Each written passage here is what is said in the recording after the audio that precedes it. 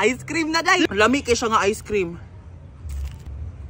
Lupad! Hala, mura magbaki. Karon nga naman day magamatag mango ice cream pero wala man ko'y mango. Don't worry kay kung wala kay mango day na ay peach halves and jolly. Pwede kini mo i-replace sa mango. What are you waiting for? Ura-ura na mo adto na ta sa to kusina ka para makasugod na gama sa tong ice cream. Ayaw na ituyok-tuyok kay mabunog na. Uy, hala, nanagay sa isa kay nani day makagama na tag ice cream. What I like about this is super dali ra kay siya makita sa supermarket day, unlike sa mango seasonal man gud ang mangga. Day, ilabay na imong can opener kay grabe, easy open can na lang siya. O di ba igo na lang kabuligwat ana day maabihan na. Uy, hala, daghan kay sulod. 1 2 3 4 5 6 7 ay daghan kay day. Ang una na tong buhaton ani day gutad-gutaron tani day maghipos tag duha kay itapping sa to later go. And then the rest atong gutad-gutaron kay atong isagol sa tong ice cream mismo. Super healthy and super nutritious in akan o, di ba? Ganahan ko sa peach day dili durog-durog dili dugmo kay firm kay siya day. Yes po pang gutad-gutaron na nimo papino day nang kuha sulanan butang. Katong duha gilahi na to ganiha isa tong gutaron pa inaana lang siya day kay ato ning itappings later go. Sunod na ako'y cream diha, duha ka cream and then isa ka condensed milk. Wala sige na sa tulo ka ingredients ay makabuhat kag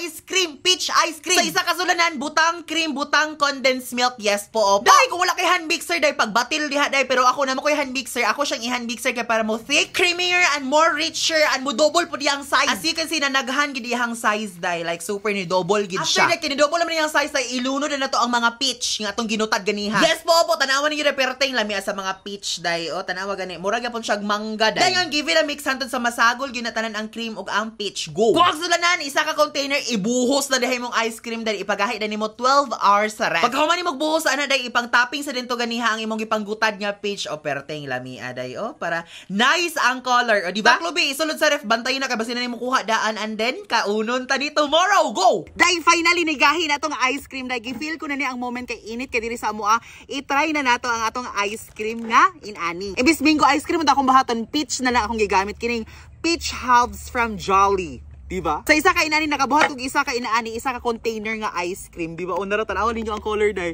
Nara ang mga peach sa ilalom. Oh! And then syempre na ako'y cone diri day. Ato ning gamiton kay para murag gyud siya tinuod nga ice cream day. Excited ko. Lo. Halina day ato nang kaluson. Hala ko. Lagahi man. Wala ko'y parascope kinira ng luwag. Hala. Wait.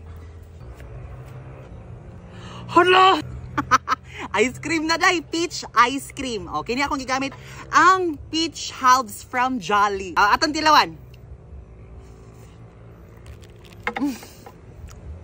Lami uy. Ang sarap. Day, lami kaya kung ice cream, bisag wala kay mango, pwede na i-replacement nimo ang kining peach halves from Jolly. So, muna yung purma day. Lami kaya siya nga